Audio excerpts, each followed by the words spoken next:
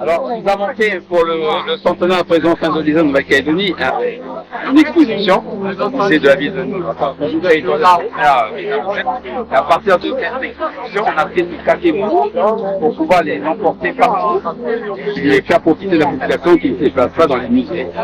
Donc, on a commencé par qu'est-ce que c'est que, pourquoi il y a eu le travail migratoire. L'origine de ces personnes-là qui viennent des Indes néerlandaises, qui est maintenant la République d'Indonésie, mais qui à l'époque était une colonie hollandaise. Donc, la Calédonie étant une colonie française, et comme il y avait le bagne ici, et en 1894, le gouvernement enseigné a été nommé gouvernement de la Calédonie. Donc, ce qu'il voulait, c'est arrêter la colonisation pénale et remplacée par une colonisation libre pour mettre en valeur les terres calédoniennes. Donc il s'est tourné vers la France pour trouver des personnes susceptibles de venir dans ce qu'on appelait les colons payés, les colons libres.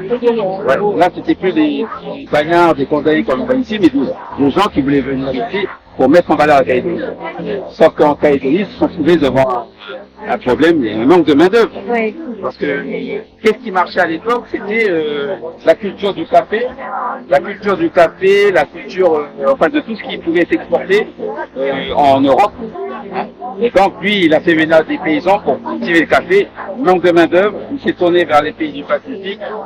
Et le seul pays qui a répondu à ces demandes, c'était les Indes néerlandaises. Parce que aux Indes néerlandaises sur l'île de Java, il y avait une surpopulation et un appauvrissement de la population parce que les Hollandais ont mis en place des cultures d'exploitation. La canne à sucre, le maïs, la betterave, la pomme de terre, tout ça c'est effectivement des rizières. Donc on a transformé ces rizières comme une culture exportable. Et donc les paysans étaient privés de leurs terres, ils ne trouvaient plus de travail. Et aussi, comme il y avait le riz, ils étaient quand même appauvris et n'avaient pas l'image de la culture et de l'alimentation traditionnelle. Donc, il y a un applaudissement, une augmentation de la population qui cherche du travail et eux, ils ont répondu par l'affirmative à la demande du gouvernement payé pour envoyer des travailleurs pour travailler dans les plantations de café de Nouvelle-Calédonie. Donc le 16 février. Alors c'est vrai que le Saint-Louis est arrivé ici le 15 février à 18h. Mais les Javanais, les premiers travailleurs sous contrat javanais ont débarqué sur l'îlot Fraissinet, qu'on appelle la quarantaine, le 16 février 1896 à 14h. Et ça, je le sais, enfin, on le sait, c'est parce que le gouverneur payé, le 23 février 1896, a écrit au consul de France à Batavia, qui est maintenant devenu Jakarta, capitale de l'Indonésie, en disant que le salut est arrivé et que les coulisses ont débarqué le 16 février à 14h à la quarantaine sur l'îlot Fraissinet. Donc la quarantaine parce qu'ils ont fait 23 jours de mer. Donc là-bas, on les baignait, on les remettait en état, on leur distribuait des vêtements propres, etc. On leur donnait à manger. Et donc voilà. Il y avait un contrat d'engagement, ils étaient engagés pour 5 ans. Et au bout de 3 ans, ils pouvaient, au bout de 5 ans d'abord, et plus tard, au bout de 3 ans, ils pouvaient rentrer, mais bon. Ça, c'est une autre histoire. Les premiers sont arrivés ici avec un contrat de 5 ans pour travailler dans les plantations. Alors, soit pour être garçon de ferme, enfin, pour être ouvrier, soit dans les plantations, soit pour s'occuper de la maison, la domesticité, le travail dans les champs. Et dans ce premier convent, il y avait 163 personnes, 140 hommes, 23 femmes. C'était un convoi mixte, alors que les Japonais, c'était des convois avec peu d'hommes, et que les Tonkinois, c'était aussi des hommes et un peu de femmes. Là, c'était vraiment un convoi mixte venant d'un pays étranger, parce que les Japonais, c'était des convois des contrats qui étaient négociés entre État, l'État japonais et l'État français.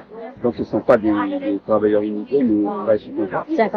Les Tonkinois, c'était quand même le Tonkin, c'était une colonie française, donc pareil, c'était envoyé par un colonisateur. Et donc ils sont arrivés ici. il y avait un contrat, donc il devait travailler. Vous avez une demi-journée de libre. Bien souvent c'est le dimanche, mais ceux qui travaillaient dans les fermes, il fallait nourrir les bêtes, machin, donc ça fait que la demi-journée de libre, parce que les agneaux sont occupés le matin, le midi et le soir. Les femmes faisaient la domesticité, donc ils s'occupaient de la maison, de faire la nounou, etc., etc., quoi. Voilà.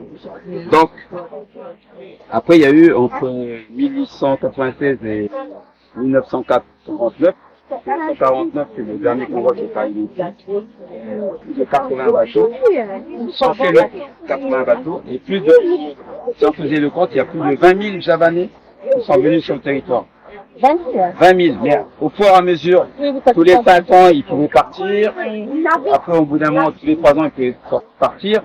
Et lorsque l'Indonésie est devenue indépendante le 19 août 1945, beaucoup, ils sont restés bloqués ici du fait de la Première Guerre mondiale, donc plus de bateaux pour rentrer. Du fait de la Deuxième Guerre mondiale, plus de bateaux pour rentrer.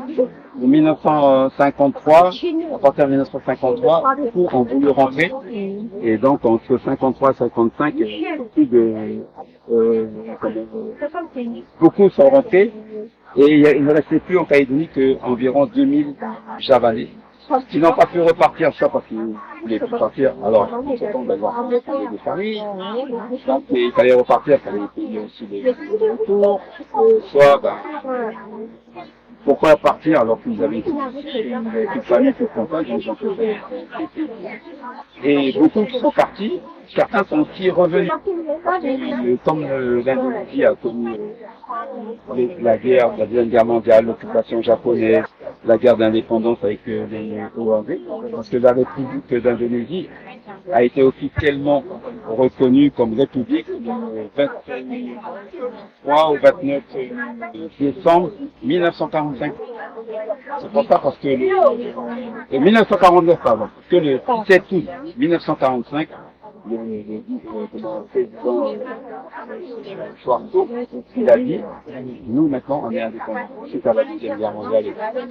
Donc il a une autoproclamation d'indépendance. Suharto ou Sukarno? Voilà. Suharto ou Sukarno? 1945, c'était autoproclamation. Sukarno? Sukarno.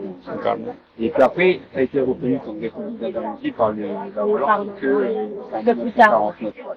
Et donc, à partir de là, certains ont pu rentrer. Et d'ailleurs, l'Indonésie avait besoin de main-d'œuvre aussi. C'est pour ça que le premier consul qui a été mis ici en 1956, le premier consulat d'Indonésie en 1951, ce n'était pas un diplomate, un haut fonctionnaire du service du travail. Parce que l'Indonésie cherchait à rentrer tous les travailleurs pour remettre en état l'Indonésie. Les savoir-faire qui exactement. Vous avez besoin de main-d'œuvre, etc. Et par contre, ceux qui sont rentrés après, à partir de 50 ans, ils sont venus 20 ans, 30 ans, ils ont une famille ici. Après de la guerre aussi, l'Indonésie était quand même un peu chamboulée. Ils n'ont pas pu retrouver tout leur village, leur famille. En état comme ça va. Ils ont trouvé un pays à reconstruire. Et certains ont été déçus quelque part, ils sont revenus ici. Et d'autres, entre-temps, en Indonésie, ils ont mis en place ce qu'on appelle la transmigration, parce que l'île de Java est assez petite et a été surpeuplée. Et donc, il y avait d'autres îles qui ont été, par exemple Sumatra, qui étaient surpeuplées. Donc, les gens qui arrivaient, ou bien les gens qui étaient en sur l'île-là, on les a transférés sur l'île de Sumatra, ce qu'on appelle la transmigration. Pour repeupler et puis ouais. Certains sont repartis sur Sumatra, comme ma tante. Ouais, ma tante habite maintenant, enfin ma tante, mes cousins maintenant, parce qu'elle est rentrée en 1953, et ma tante n'a pas pu revenir en Calédonie. Elle est restée à Sumatra, elle a fondé une famille, etc. Et donc, ses enfants sont nés ici. Ses enfants sont ici. C'est le dernier, le garçon qui est né là-bas. Et mes cousines, certaines de mes cousines parlent un petit peu français. Les deux chantent Fareja, au cœur de la nuit. Oui, mais comme ouais. Donc ils sont à Bukit Timur. Et ceux-là, ben, ils n'ont pas pu revenir. Ils sont restés, ils ont fermé leur famille. Bien sûr, les conditions de travail étaient difficiles quand il ne parlait pas français, dans un contexte très différent, il fallait travailler dans les champs, etc. Donc, ils subisaient, mais voilà. Ils étaient partis pour une vie meilleure, pour se faire un pécule pour entrer. Ouais, et puis alors, c'est finalement. Et ça, Et ça, c'est les différents alors, donc, secteurs dans lesquels. voilà, comme ils ont travaillé d'abord sur dans l'agriculture, le café, la domesticité, la mine. La mine. Alors la mine, ils sont arrivés sur la mine que, pour travailler sur la mine que en 1896, ils sont arrivés, ils ont travaillé sur dans la domesticité et dans l'agriculture. Et après, les mineurs, ils ont vu que c'était une main d'œuvre qui était très docile, très Travailleurs et de travailleurs. Donc, ils ont demandé au fait qu'on voit qui au travail de la mine. Et là aussi, il y avait des femmes qui travaillaient, qui arrivaient et qui étaient engagées dans les mines. Ah ouais. Il y a des gens. Alors, ils font les mines, par exemple, la mine de Goro, mais pas l'usine de Goro actuelle, mais du côté de Gardé. Il y avait la mine de Japonais où il y avait des gens des femmes qui travaillaient là-bas. Et même à Thio, il y avait des femmes qui travaillaient sur les mines. Alors, par rapport aux Vietnamiens, aux Chinois, les Javanais restaient en dehors de la mine, n'allaient pas dans les Dans les bouches, ouais, ils rentraient pas dans les etc. Ils étaient chargés de pousser les chariots, les wagonnets, et les femmes c'était pour casser les pour faire pour pouvoir les charger dans des sacs et envoyer vers les on a beaucoup de gens dans la région de Kony qui sont originaires quand les parents sont dans les mines, dans le nettoyage ou bien dans Oui, c'est vrai. C'est vrai, il y a que tout pareil, les filles pour des salaires. On voit ici les salaires, c'est pas important. Hein. Ouais. Ils avaient des rations, ils avaient qu'une journée de libre et encore. Il fallait qu'ils. Par exemple, moi j'ai rencontré des gens qui ont travaillé sur les mines ici. La mine au-dessus du Pognon-Gros. Ils partaient à 4 heures du matin, ils montaient pendant une heure et demie à pied pour arriver au lieu de travail. Ils travaillaient 8 heures, 9 heures bien souvent. Donc il fallait qu'ils apportent leur casse-cou pour quoi boire. Il n'y avait pas des cantines comme maintenant. Hein. Et donc ils redescendaient ensuite après leur heure de travail, ils redescendaient à pied. Donc arrivés à la maison, ils faisaient leur repas pour le lendemain, repas, leur lessive, etc. Et après ils se levaient pour aller partir. Ça pour des salaires de misère, des conditions de travail très dures, parce qu'on m'a dit tout à l'heure, le président de la INO, hein. Nous on a la chance maintenant avec les Euclides, oui, c'est ça. matériaux modernes, voilà. Eux c'était les pelles, pioches, baramines, les brouettes. Après, les conditions se sont améliorées lorsqu'il y a eu la fin de l'indigénat. Parce que les travailleurs immigrés javanais étaient assujettis au régime de l'indigénat. C'est-à-dire qu'ils n'avaient des droits de rien faire. Donc, quand en 1944, il y a eu la fin de l'indigénat qui a été mis en place aussi, officiellement en 1946, ils ont pu changer de patron, d'emploi, se déplacer librement.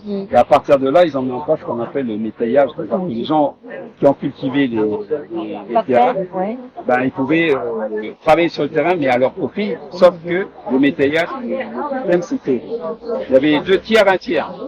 Alors, un tiers pour... alors sur une récolte, il y a 1 tiers qui est donné au propriétaire de la terre, à l'ancien patron, et les 2 tiers leur revient.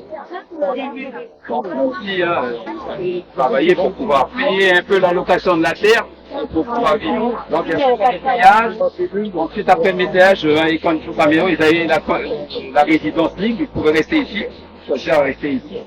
Et puis, bien sûr, certains sont partis, certains sont restés, etc. Et puis après, bien sûr, on ne pouvait pas, les enfants des Javanais ne pouvaient pas aller à l'école comme tous les autres, hein, parce que là, déjà, Oui, pas C'est au fin fond des vallées. Oui. Donc c'est très loin parce que les écoles c'était toujours dans les villages. Il n'y avait pas de transport scolaire, il n'y avait pas de cantine, rien.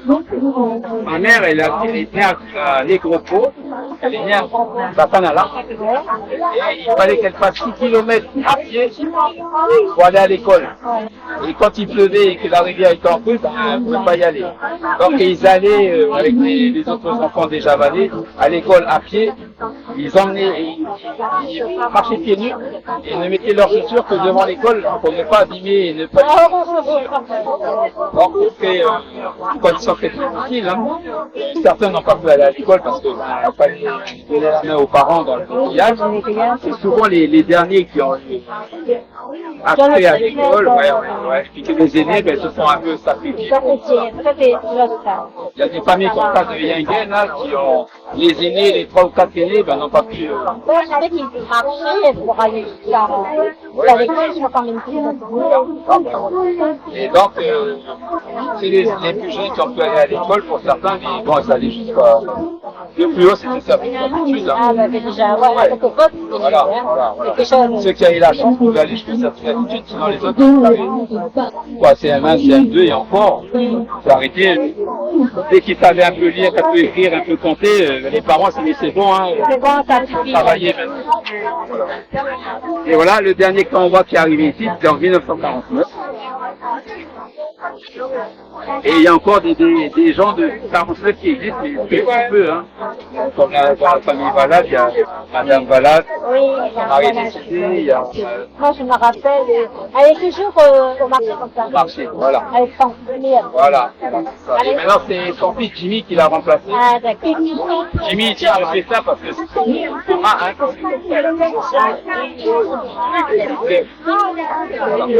Et après, à la fin des contrats, des machins, la culture javanaise existait déjà aussi, même quand il y avait ces contraintes, parce que les gens, pour se divertir, même si c'était difficile, ben, ils ont conservé la tradition des sunatan, des circoncisions, les mariages, les grosses fêtes. Donc, ils chantaient, ils dansaient. Ils ont construit, par exemple, ici du côté de vous, ils ont construit leur propre set de marionnettes avec les moyens du bord pour faire un set de marionnettes, pour faire du bayan coulette. Il y en a qui ont fabriqué des gamelans avec les moyens du bord pour continuer à faire la musique. Et ceux qui savaient, ben, ils apprenaient. Et puis, c'est comme ça qu'on continue à parler un peu javanais, de moins en moins, à cause de la culturation, du métissage, tout ce que tu veux. Hein. Voilà. Dans la communauté, on parle mieux l'anglais, le japonais, le mandarin que le javanais. Oui, oui, et puis il y a eu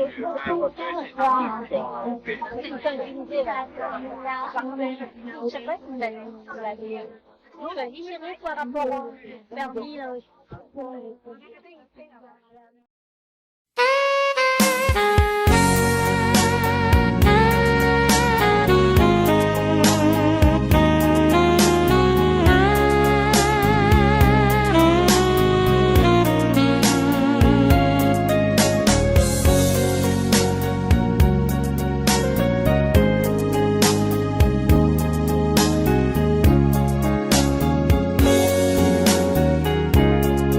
yen eling lelakone simbang ninggal Jawa ning diaspora kaningoyo tenan golek sandang pangan ngrasakake kasangsaraan nikahake popolan piung koyo ngopo lipodo bingung sedih jroning ati nganti tekan pati priye ora ngerti matur nuwun simbah simbah kuat nyonggo senajan keloro-loro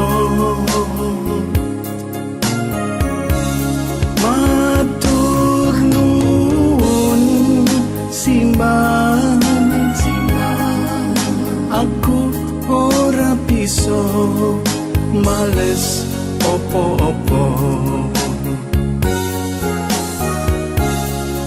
Kangelan nggonku nyritakake, kangelan nggonku ndunung ake. Lakoni wong Jawa dikontrak wong Londo, sopo ra sedih ngrasake. Nanging wis ojo nuleh mburi, jaman kuwi wis diliwati. Ayo bebarengan numpak kapal anyar menyang kemajuan. Matur nuwun simbah, simbah kuat nyonggo senajan keloro-loro.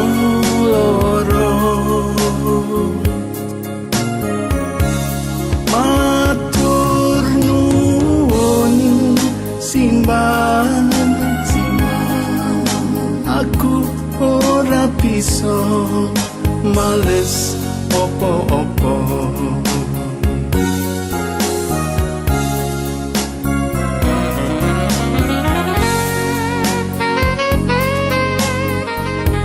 Matur nuwun simbah, panjen gedhe banget pelabuhanmu kanggo anak lan putu.